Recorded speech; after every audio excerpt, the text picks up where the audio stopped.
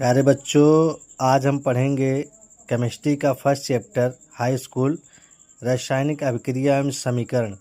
रासायनिक अभिक्रिया है क्या बाबू, पहले इसके बारे में जानिए। रासायनिक अभिक्रिया वो पदार्थ होती है जिनमें दो या दो से अधिक पदार्थ मिलके नए गुण धर्म वाले पदार्थ का निर्माण करते हैं। यानी दो पदार्थ मिल जाएं और कोई तीसरा पदार्थ बन जाता है, उसी को कहा जाता है रासायनिक अभिक्रिया। जैसे हमने हाइड्रोजन ले लिया यानी H2 और ऑक्सीजन ले लिया, यानी दो तत्व मिलके एक तीसरे तत्व का निर्माण करते हैं। से हाइड्रोजन और ऑक्सीजन मिलके जल का निर्माण करते हैं यानी H2O। अब इसको हम बराबर करेंगे। जैसे यहाँ देखिए हाइड्रोजन 2 बार है और यहाँ ऑक्सीजन 2 बार है, और यहाँ देखिए हाइड्रोजन की संख्या कितनी है, 2 है, और ऑक्सीजन की संख्या 1 है। अगर हम यहाँ 2 से गुणा कर दें तो 2 दूनी 4 हो गया हाइड्रोजन, और ऑक्सीजन 2 हो गया। अगर हम यहाँ 2 से यहाँ भी गुणा कर दें तो 2 दूनी 4, यानी समीकरण क्या हो गया, बराबर हो गया। उसी तरह से अब हम पढ़ेंगे उसके बाद रासायनिक अभिक्रिया के कुछ उदाहरण। जैसे भोजन का पकना। भोजन का पकने का मतलब, जैसे हम लोग पहले पानी लेते हैं और चावल लेते हैं, दोनों को पकाते हैं तब भात का निर्माण होता है। जैसे श्वसन हो गया आपका। श्वसन मतलब सांस लेना, यानी हम लोग कार्बन डाइऑक्साइड देते हैं, ऑक्सीजन लेते हैं। दूध से दही बनना। जैसे पहले क्या होता है, दूध होता है, उसमें जोरन डाला जाता है तब जाके दही बनता है, ये हो गया। उसके बाद पढ़ेंगे हम लोग रासायनिक अभिक्रिया के दौरान होने वाले परिवर्तन। नंबर 1 होता है भौतिक परिवर्तन। अवस्था में परिवर्तन। अवस्था में परिवर्तन क्या हो गया, जैसे ठोस था, ठोस से द्रव हो गया, द्रव से गैस हो गया, ये परिवर्तन हुआ। रंग में परिवर्तन। जब हम रासायनिक अभिक्रिया कराते हैं तो रंग में भी परिवर्तन हो सकता है। तापमान में परिवर्तन, जैसे कोई ठंड था, उसको जब कराएंगे तो या गर्म हो जाएगा या ठंडा हो जाएगा। उसके बाद आता है गैस का परिवर्तन। गैस का परिवर्तन क्या है, यानी गैस का परिवर्तन नहीं होगा। जब हम रासायनिक अभिक्रिया कराते हैं तो उसमें से क्या निकलता है, गैस निकलता है। उसके बाद अगला चैप्टर उसके बाद हम अगला पढ़ेंगे अभिकारक किसे कहते हैं। अभिकारक क्या होता है भैया, ये जान लीजिए। ऐसे पदार्थ जो रासायनिक अभिक्रिया में भाग लेते हैं अभिकारक कहलाते हैं। जो रासायनिक अभिक्रिया में भाग लेते हैं, जैसे मान लीजिए जिंक हो गया, और जिंक और हम मान ले रहे हैं सल्फ्यूरिक अम्ल ले रहे हैं। जिंक और सल्फ्यूरिक अम्ल ले रहे हैं भैया। अब इसमें दो ये जो मिले हैं जिंक और सल्फ्यूरिक अम्ल, इसी को कहा जाता है भैया अभिकारक कहा जाता है। यानी दो तत्व मिले, उसे क्या कहा गया, अभिकारक। और किस चीज़ का निर्माण हुआ, निर्माण हुआ जिंक सल्फेट का और हाइड्रोजन गैस का हो गया। उसी तरह से उत्पाद है, ऐसे पदार्थ जो रासायनिक अभिक्रिया के संपूर्ण होने पर प्राप्त होते हैं, उसे क्या कहा जाता है, उत्पाद कहा जाता है। फॉर एग्जाम्पल ले ले, जैसे जिंक हो गया और हमारा सल्फ्यूरिक अम्ल हो गया, H2SO4 हो गया। उसकी जब हम क्रिया कराते हैं तो क्या बनता है, जिंक सल्फेट बनता है और हाइड्रोजन गैस, यानी ये दोनों जो बनते हैं इसी को कहा जाता है उत्पाद, हम लोग कहते हैं। प्यारे बच्चों, हमारा अगली हेडिंग है रासायनिक समीकरण। जब रासायनिक अभिक्रिया को सूत्र या संकेत के माध्यम से लिखा जाता है तो उसे रासायनिक समीकरण कहते हैं। सूत्र या संकेत के माध्यम से, यानी सूत्र जैसे मान लीजिए मैग्नीशियम ले लीजिए, जैसे Mg, और ऑक्सीजन ले लीजिए, ये दोनों मिलके क्या बन गया, अभिकारक हो गया। अब इन दोनों को मिला के एक कुछ चीज़ का निर्माण होता है, जैसे मैग्नीशियम ऑक्साइड यानी MgO। यानी सूत्र से कहा है कि सूत्र या संकेत के माध्यम से लिखा जाए। जैसे मैग्नीशियम का Mg होता है, ऑक्सीजन का O2, और दोनों को मिलाया गया तो क्या बना, मैग्नीशियम ऑक्साइड। अब हम इसका बराबर करेंगे कि दोनों तरफ LHS RHS के बराबर है। तो यहाँ देखेंगे, यहाँ Mg एक बार है, यहाँ भी Mg एक बार है, यहाँ ऑक्सीजन 2 बार है और यहाँ ऑक्सीजन 1 बार है। तो अगर हम यहाँ 2 से गुणा कर दें तो यहाँ Mg 2 बार हो जाएगा, ऑक्सीजन भी 2 बार हो जाएगा, और यहाँ भी 2 से गुणा कर देंगे तो Mg 2 बार हो जाएगा और ऑक्सीजन भी 2 बार हो जाएगा। उसके बाद हमारा अगला हेडिंग है संतुलित रासायनिक समीकरण। जब अभिकारक और उत्पाद के द्रव्यमान बराबर होते हैं, अभिकारक और उत्पाद के द्रव्यमान बराबर होते हैं तो उसे संतुलित रासायनिक समीकरण कहते हैं। अभिकारक किसे कहते हैं भैया, हम लोग पढ़े हैं। अभिकारक किसे कहते हैं, ऐसे पदार्थ जो रासायनिक अभिक्रिया में भाग लेते हैं अभिकारक कहलाते हैं। तो रासायनिक अभिक्रिया में जैसे भाग लेते हैं, जैसे मान लीजिए यही एग्जाम्पल हम फिर से ले रहे हैं, यानी मैग्नीशियम ले ले रहे हैं और ऑक्सीजन ले ले रहा हूँ, यानी O2 ले रहा हूँ दोनों तरफ, यानी LHS RHS की क्या हो, बराबर हो, LHS RHS की क्या हो, बराबर हो, यानी LHS जो है वो RHS की क्या हो, बराबर हो, यानी इधर वाला इधर वाले के क्या हो, बराबर हो। तो वही संतुलित रासायनिक समीकरण है। जैसे मैग्नीशियम Mg लिए और यहाँ ऑक्सीजन ले लिए, तो ये क्या हो गया, MgO बन गया, यानी मैग्नीशियम ऑक्साइड। अब इसका बराबर करेंगे, यहाँ M एक बार है, यहाँ M एक बार है, यहाँ ऑक्सीजन 2 बार है और यहाँ ऑक्सीजन एक ही बार है, तो हम यहाँ 2 से गुणा करेंगे तो मैग्नीशियम 2 बार हो गया, ऑक्सीजन भी 2 बार हो गया, तो हम यहाँ भी 2 से गुणा कर देंगे, यानी LHS जो है वो RHS के क्या हो गया, बराबर हो गया। यानी ये अभिकारक हो गया और उत्पाद, अभिकारक उत्पाद दोनों क्या हो गए, बराबर हो गए। इसके बाद हमारा अगला हेडिंग है असंतुलित रासायनिक समीकरण किसे कहते हैं भैया। असंतुलित रासायनिक समीकरण को ही कंकाली समीकरण कहते हैं। ये बोर्ड एग्जाम में अक्सर पूछता है कि कंकाली समीकरण किसे कहते हैं, यानी असंतुलित रासायनिक समीकरण को ही कंकाली समीकरण के नाम से जाना जाता है। इसकी परिभाषा देखिए, जब अभिकारक और उत्पाद के द्रव्यमान बराबर नहीं होते, अभिकारक और उत्पाद के द्रव्यमान, जैसे अभिकारक में हम ले, वही एग्जाम्पल फिर से ले रहा हूँ, यानी मैग्नीशियम ले लिए और ऑक्सीजन ले लिए, यानी जब इसका हम, ये हो गया आपका अभिकारक, कह रहा है कि अभिकारक और उत्पाद बराबर नहीं होते हैं, यानी उत्पाद हम ले लिए MgO। अब देखें यहाँ ऑक्सीजन 2 बार है, यहाँ मैग्नीशियम 1 बार है, लेकिन यहाँ ऑक्सीजन कितनी बार है, 1 ही बार है। इसको ऐसे छोड़ दिया जाए, यानी LHS RHS के बराबर नहीं होगा, तो उसी को कहा जाता है कंकाली रासायनिक समीकरण या असंतुलित रासायनिक समीकरण के नाम से जाना जाता है। उसके बाद आता है हमारा रासायनिक समीकरण को संतुलित क्यों किया जाता है। तो हम लोग पढ़े द्रव्यमान संरक्षण के नियम से, हम लोग पढ़े हैं कक्षा 9th में, हम लोग पढ़े हैं कि रासायनिक अभिक्रिया में द्रव्यमान को ना तो उत्पन्न किया जा सकता और ना ही उसका विनाश किया जा सकता है। ये लोग, हम लोग कक्षा 9th में इस चीज़ के बारे में हम लोग पढ़ चुके हैं कि रासायनिक अभिक्रिया में द्रव्यमान की ना तो उत्पत्ति होती है और ना ही उसका विनाश होता है। उसके बाद हम लोग पढ़ेंगे रासायनिक अभिक्रिया के प्रकार। प्यारे बच्चों, ये बोर्ड के एग्ज़ाम में अक्सर पूछा जाता है, बहुत इम्पोर्टेंट ये टॉपिक है। अक्सर इसमें से कोई ना कोई क्वेश्चन हर साल पूछा जाता है, जिसमें बच्चे गलती कर देते हैं, और यही गलती आपको नहीं करना है। मैं बहुत छोटे में आपको बताऊंगा कि मतलब इस पूरी टॉपिक समझ में आ जाएगी। जैसे रासायनिक अभिक्रिया के प्रकार में पहला है संयोजन अभिक्रिया, दूसरा है वियोजन अभिक्रिया, तीसरा है विस्थापन अभिक्रिया, चौथा है विद्युत विस्थापन अभिक्रिया और रेडॉक्स अभिक्रिया। यानी इन पाँचों में से बहुत इम्पॉर्टेंट टॉपिक है ये पाँचों, इसमें से पेपर में एक न एक आना है। सबसे पहले है संयोजन अभिक्रिया किसे कहते हैं, ये जान लीजिए। संयोजन अभिक्रिया क्या है, वह अभिक्रिया जब 2 या 2 से अधिक अभिकारक मिलकर एक उत्पाद का निर्माण करते हैं, यानी एक उत्पाद बनाते हैं।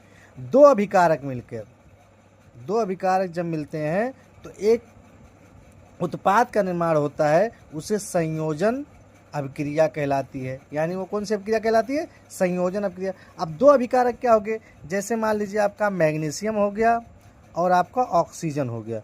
मैग्नीशियम आपका Mg और ऑक्सीजन O2, दोनों जब मिलते हैं, इन्हीं दोनों को क्या कहा गया, अभिकारक कहा गया। कहा गया कि जब 2 या 2 से अधिक अभिकारक मिलते हैं, तो 2 या 2 से अधिक हो गया, यानी 2, एक मैग्नीशियम हो गया और ऑक्सीजन हो गया, दोनों मिले तो क्या बना, मैग्नीशियम ऑक्साइड बना। मैग्नीशियम क्या बना, ऑक्साइड, यानी ये उत्पाद बन गया। अब देखिए इसमें, इसको मिला लीजिए, यहाँ मैग्नीशियम 1 बार है, यहाँ ऑक्सीजन 2 बार है, और यहाँ मैग्नीशियम 1 ही बार है, यहाँ 1 बार है, लेकिन ऑक्सीजन यहाँ कितना बार है, 1 ही बार है। तो हम यहाँ 2 से अगर गुणा कर दें तो मैग्नीशियम 2 हो गया, ऑक्सीजन भी, और यहाँ भी 2 से गुणा कर देंगे। उसके बाद देखिए इसी में एक एग्जाम्पल और देखिए, जैसे आप कार्बन ले लिए और ऑक्सीजन ले लिए, ये 2 अभिकारक हो गए, इससे क्या बनेगा, उत्पाद बनेगा, यानी कार्बन डाइऑक्साइड बनेगा। उसके बाद हमारा आता है वियोजन अभिक्रिया किसे कहते हैं।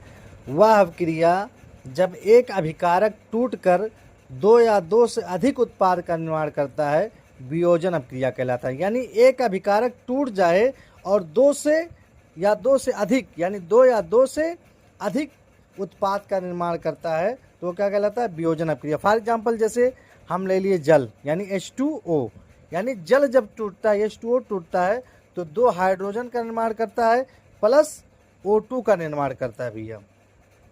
प्लस किसका निर्माण करता है, O2 का। अब देखिए ध्यान से, यहाँ ध्यान से देखेंगे जब, तो यहाँ हाइड्रोजन कितनी बार है, 2 बार, तो यहाँ भी 2 बार है, लेकिन ऑक्सीजन भैया यहाँ 1 बार है और यहाँ 2 बार है। अब इसका हम यहाँ 2 से क्या कर देंगे, गुणा कर देंगे, तो 2 दूनी 4, और यहाँ भी 2 से गुणा कर देंगे तो 2 दूनी 4 हो गया, और ऑक्सीजन हमारे यहाँ क्या हो गया, बराबर हो गया। यानी जब एक अभिकारक टूटता है तो 2 उत्पाद का क्या करता है, निर्माण करता है। यानी जल जब टूटता है तो हाइड्रोजन का और ऑक्सीजन का क्या करता है, निर्माण करता है। उसी तरह से उसके बाद है विस्थापन अभिक्रिया किसे कहते हैं, वह अभिक्रिया जब अधिक अभिक्रियाशील वाला तत्व कम अभिक्रिया वाले तत्व को विस्थापित कर देता है, यानी अलग कर देता है, तो विस्थापन अभिक्रिया कहलाती। यानी कम अभिक्रिया वाले शील वाले तत्व को अधिक अभिक्रिया वाले शील वाले तत्व में, जैसे मान लीजिए हम ले रहे हैं आपको सिल्वर ले रहे हैं AgC, सिल्वर क्लोराइड ले रहे हैं AgCl, या हम ले रहे हैं पोटास ले रहे हैं K ले रहे हैं, या हम आयरन ले रहे हैं Fe ले रहे हैं भैया, या हम गोल्ड ले रहे हैं, या हम सोडियम ले रहे हैं। ये सब क्या है, क्रियाशील वाले तत्व हैं। या हम जिंक ले रहे हैं, ये सब है। अब हम इसका एग्जाम्पल बताते हैं, अगर पेपर में आ जाए, अधिक यानी कम क्रियाशील वाले तत्व अधिक क्रियाशील वाले में विस्थापित हो जाते हैं। फॉर एग्जाम्पल जैसे लीजिए, मान लीजिए कॉपर सल्फेट ले लीजिए, कॉपर सल्फेट CSO4, और इसके अभिक्रिया इसमें क्या मिला दीजिए, आयरन मिला दीजिए या Fe मिला दीजिए।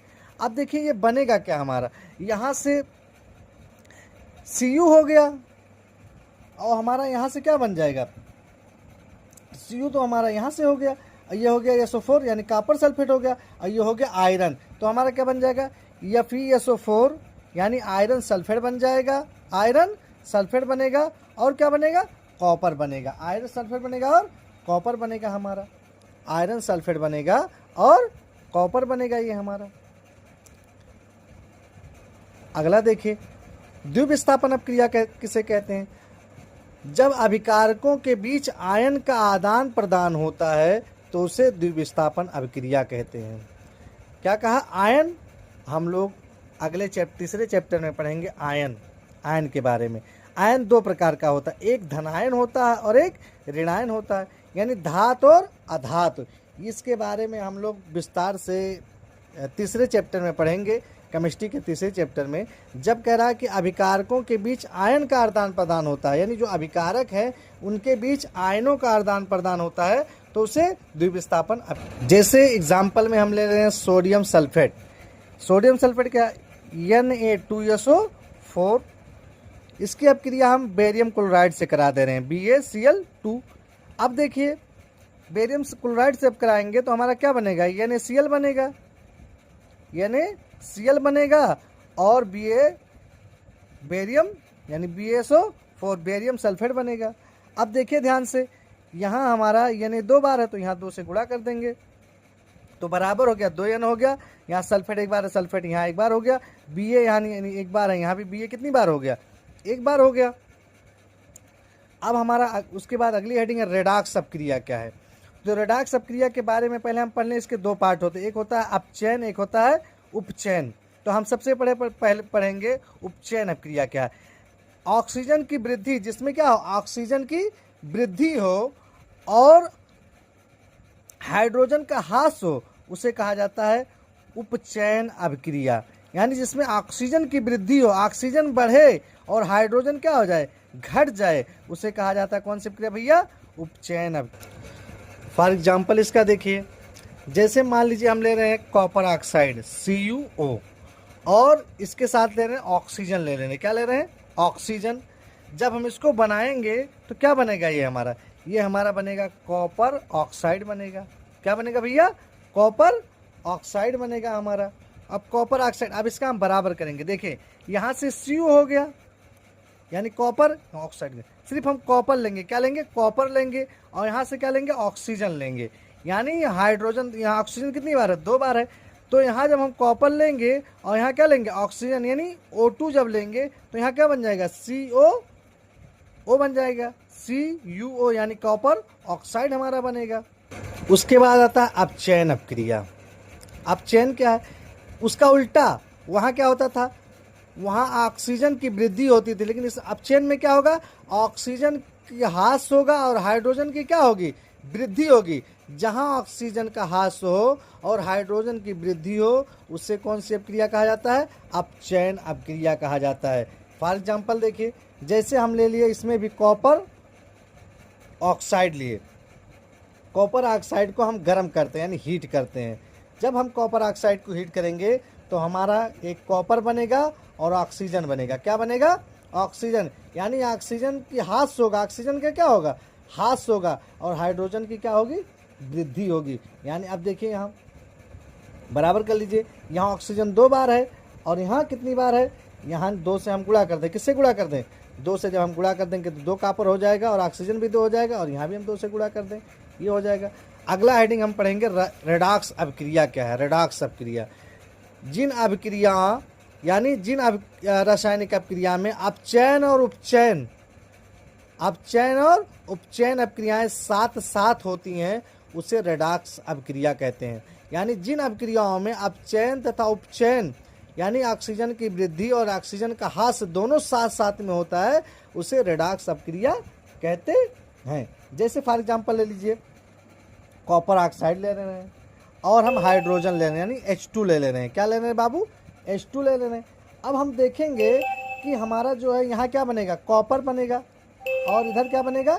H2O यानी जल बन जाएगा। क्या बन जाएगा? जल बन जाएगा। जैसे यहाँ से कॉपर जो है यहाँ चला जाएगा, कॉपर कहाँ चला जाएगा? यहाँ चला जाएगा, और हाइड्रोजन हमारा यहाँ चला आएगा। के बाद अगला हेडिंग है रासायनिक अपक्रिया को संतुलित करने वाली विधि।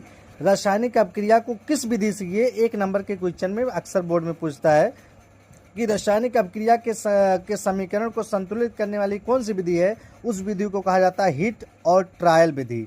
हिट और ट्रायल विधि के नाम से जाना जाता है। ये बोर्ड के पेपर में अक्सर पूछता है, इसलिए इसको तैयार कर लीजिएगा। हिट और ट्रायल विधि, इसके बारे में हम आगे पढ़ेंगे, समीकरण कैसे बराबर होता है। अब आया अभिक्रिया के प्रकार उष्मा के रूप में। जैसे उष्माक्षेपी और उष्माशोषी अपक्रिया। उष्माक्षेपी अपक्रिया क्या है?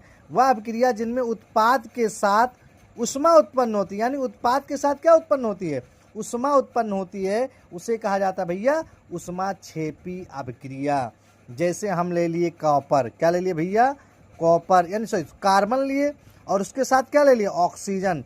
जब हम कार्बन और ऑक्सीजन का अपक्रिया कराएंगे तो हमारा बनेगा CO2, और उष्मा क्या होगी? बाहर निकल जाएगी। क्या निकल जाएगी भैया? उष्मा बाहर निकल जाएगी। उसी तरह से आया उष्माशोषी अपक्रिया। वह अपक्रिया जिसमें उत्पाद के साथ उष्मा का अवशोषण हो। वहाँ क्या हो रहा था? उष्मा उत्पन्न हो रहा था, यहाँ क्या हो रहा है? उष्मा निकल रहा है, यानी उसका अवशोषण हो रहा है। उसे कौन सी अपक्रिया कहा जाता है भैया? उष्माशोषी अपक्रिया कहा जाता है। जैसे हम ले लें AgCl। AgCl यानी Ag का नाम क्या है? सिल्वर क्लोराइड हो गया, सिल्वर क्लोराइड हो गया। इसकी हम मान लीजिए हम रिएक्शन कराते हैं सूर्य के प्रकाश में। किसमें? सूर्य के प्रकाश में। जब हम इसकी सूर्य के प्रकाश में कराएंगे तो हमारा ये बनेगा Ag, और क्या बनेगा भैया? Cl2 बनेगा, यानी क्लोराइड बनेगा, और उष्मा बाहर निकल जाएगी। क्या निकल जाएगी बाहर? उष्मा। आप देखिए इसको मिलाइए, बराबर है कि नहीं? Ag यहाँ 1 बार है भैया, Ag यहाँ 1 बार है। सिल्वर यहाँ 1 बार है भैया, यहाँ 2 बार है। तो हम यहाँ 2 से गुणा करा दें तो Ag 2 बार हो गया, और Cl कितनी बार हो गया? 2 बार। तो Cl तो यहाँ 2 बार है, और यहाँ भी Cl क्या होना चाहिए? Ag कितनी बार होना चाहिए? 2 बार। Ag भी हमारा कितनी बार हो गया? 2 बार हो गया। अगर अब आप लोगों को अगर स्क्रीनशॉट लेना है तो स्क्रीनशॉट ले लीजिए जल्दी से। अगर वीडियो आप लोगों को अच्छा लग रहा है तो लाइक करें, सब्सक्राइब करें, और पेज को फॉलो करें। अगली हेडिंग है संक्षारण। संक्षारण किसे कहते हैं? देखिए, जब कोई धातु आर्द्रता वायु पानी अम्ल आदि के संपर्क में आ जाता है तब धातु क्या हो जाती है? संक्षारित हो जाती है। जैसे कोई भी धातु है, जैसे लोहे की धातु हो गई कोई, वो जब नमी के संपर्क में आ जाती है तो उसमें क्या लग जाता है? जंग लग जाता है। तो जंग लगना ही क्या कहलाता है? संक्षारण कहलाता है। जैसे उदाहरण के लिए लोहे पर जंग लगना और चांदी की परत का काली होना। जैसे चांदी की जो चांदी होता है, जब आप लोग देखेंगे पायल पहनते हैं तो वो क्या हो जाता है? काला हो जाता है। तो चांदी पर काली परत, तांबे पर हरी परत, यही क्या है? जंग के क्या है? उदाहरण है। अगला हेडिंग है विकृत गंधिका क्या है? वसायुक्त और तेलीय खाद्य सामग्री वायु के संपर्क में आने पर अपचयित हो जाती है, जिसके कारण स्वाद और गंध में परिवर्तन हो जाता है। जैसे कोई सामान, जैसे का वसायुक्त जो तेल में भुना हुआ सामान है, सामग्री वायु के संपर्क में आ जाती है। जैसे आप लोग देखिए पैकेट, कोई सामान खरीदने जाते हैं तो पैकेट के अंदर होता है, और पैकेट के अंदर क्या होता है, हवा भरा होता है, जिसको हम लोग क्या कहते हैं, जो हवा होता है उसको नाइट्रोजन गैस बोलते हैं। कौन सी गैस? Nitrogen gas. अगर वो पैकेट फट जाता है तो क्या हो जाता है, चिप्स एकदम नरम नरम हो जाता है। तो हम जब दुकानदार के पास जाइए तो कहिए भैया हम इसको नहीं खाएंगे, ये क्या है, ख़राब हो गया है। तो यानी उसमें नाइट्रोजन गैस जब भरा होगा तो वो अच्छा रहेगा, नहीं तो उसका क्या स्वाद क्या हो जाएगा और गंध खराब हो जाता है। उसी को कहा जाता है विकृत गंधिका कहा जाता है। वीडियो अगर अच्छा लगा तो लाइक और सब्सक्राइब करें। धन्यवाद।